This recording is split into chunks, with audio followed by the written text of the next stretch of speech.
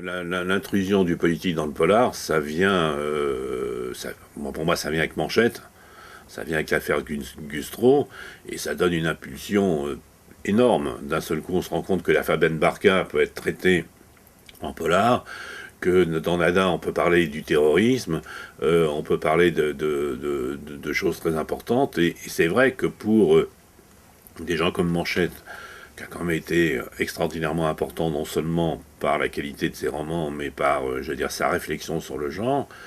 Bon, qu'est-ce qu'il raconte Manchette dans ses chroniques quand il parle du polar? Il n'arrête pas de rappeler que le grand roman noir américain, il est né à la fin des révolutions, il est né après la crise, il est né dans une période de désenchantement politique total, et il réancre complètement le roman policier dans la réalité politique française. Ce qu'il ne faisait pas, parce que je crois que c'est Manchette aussi qui le dit très très juste, il dit que les romans qui avaient du succès, c'était des romans du milieu. Mais qu'en fait, le milieu, c'est tout, sauf la société française. Justement, c'est le milieu, c'est-à-dire c'est une société fermée dans laquelle on n'entre pas. Ils sont entre eux, donc on nous donne des petits aperçus, mais on n'a pas l'impression d'être concerné par cette réalité-là, alors que lui, il a introduit ça, et c'est sûr que ça a provoqué toute une série de vocations. Le premier grand roman noir, c'est La Moisson Rouge, et on ne peut pas faire plus politique que La Moisson Rouge. Donc la politique, elle est dans le fruit dès le début. C'est ce que dit Manchette d'ailleurs dans ses chroniques, qui je trouve son histoire à lui du roman policier. C'est que tous les grands de cette époque, c'était des gens qui se réveillaient avec la gueule de bois de la faillite des révolutions, et qui, Horace McCoy, tout ça. Donc la politique y était. Mais ce qui me paraît, bien sûr, et qui est flagrant, c'est que les livres, par contre, le côté satirique devient de plus en plus délirant, parce que la société devient de plus en plus délirante. Les faits divers sont de plus en plus délirants. On lit des trucs qu'on n'oserait pas imaginer. Et il y a incontestablement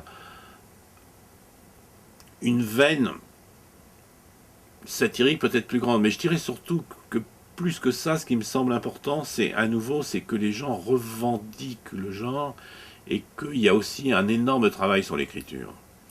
C'est-à-dire que des gens comme Jerry Stahl, indépendamment des situations, je vais dire, grand guignolesques ou poussant, bon, situations par exemple déjà exploitées par Chesterham, je vais dire, dans les années 50 ou 60, mais il y a aussi, là, ça me paraît évident, c'est des gens qui travaillent sur l'écriture, qui se contentent pas qui se posent aussi des questions sur l'écriture.